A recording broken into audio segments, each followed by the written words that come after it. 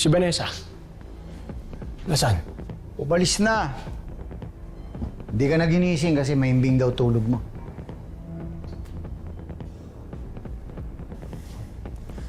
Wala ba siyang binilin sa'yo? Malay ko. Ba't ako tinatanong mo? Ba't hindi mo puntahan o kaya tanungin mo?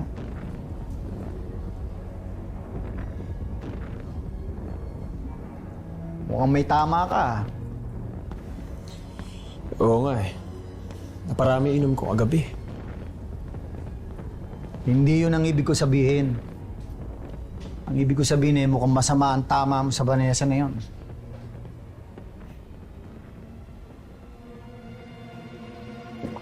Para kang leon na gustong lumapa ng usa. Iba siya eh. Iba siya sa mga babaeng nakilala ko.